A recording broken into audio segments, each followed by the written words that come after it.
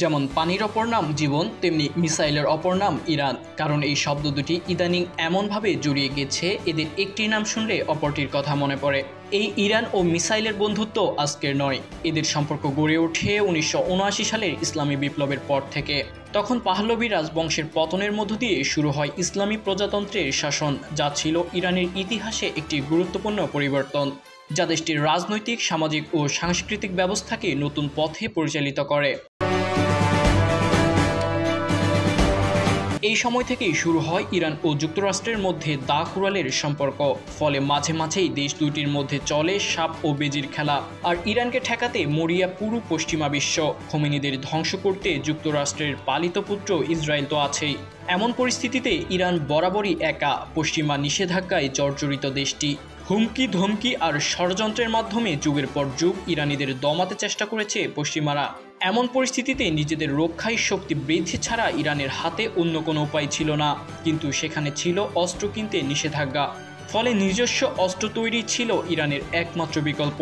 এমত অবস্থায় ইরান হাত দেয় অস্ত্র তৈরি করে ভয়ঙ্কর সব মিসাইল, মাটির নিচে গড়ে তোলে মিসাইল সিটি। এই সিটিতে রয়েছে অসংখ্য মিসাইল, যা ইসরায়েল বা আমেরিকা নয়, পুরো পশ্চিমা বিশ্বের মাথা ব্যথার কারণ হয়ে দাঁড়ায়। গত 12 দিনের যুদ্ধে ইসরায়েলে অসংখ্য মিসাইল ছোড়ে ইরান, যেখানে প্রমাণিত হয়েছে ইরানের মিসাইল সক্ষমতা। ব্যর্থ হয় তেল আবিবের গর্ব আয়রন ডোম। ঘুম ভাঙে ইসরায়েলিদের। কিন্তু এই যুদ্ধে ইরান যেভাবে বৃষ্টির মতো মিসাইল ছুড়েছে, তাতে বিশ্লেষকদের মাথায় একটি প্রশ্নই ঘুরছে, তাহলে মিসাইল সিটিতে আর কত মিসাইল মজুদ রয়েছে? এই যুদ্ধে ইরান অন্তত 370টি মিসাইল ছুড়েছে। মার্কিন গোয়েন্দা সংস্থার মতে ইরানে 3000-এরও বেশি ক্ষেপণাস্ত্র মজুদ রয়েছে। তবে এই হিসাব চূড়ান্ত নয়, কারণ ইরান নিজেই ক্ষেপণাস্ত্র উৎপাদন করে। কিছু বিশ্লেষণ বলছে ইরান বছরে 500 থেকে 1000 ক্ষেপণাস্ত্র উৎপাদনে সক্ষম। ফলে এই সিটিতে কত ক্ষেপণাস্ত্র মজুদ রয়েছে তা নিশ্চিত নয়। ক্ষেপণাস্ত্র পর্যন্ত পৌঁছাতে পারে এমন অন্তত 9 ধরনের ক্ষেপণাস্ত্র রয়েছে, যার মধ্যে রয়েছে মিডিয়াম রেঞ্জ ব্যালিস্টিক মিসাইল, যেমন ইমাদ ও গদর-1।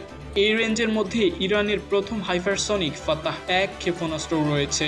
সম্প্রতি তেহরানে প্রকাশিত এক ছবিতে খেইবার শেকান, হজ কাশেম, এমাদ, শেজ্জিল, গদর-8 আর পাভে ক্রুজ মিসাইল দেখা গেছে।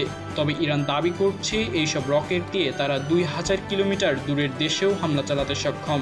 অর্থাৎ এই রকেটগুলি ইসরায়েল, সৌদি আরব, ভারত, রাশিয়া আর চীনে হামলা চালাতে পারবে।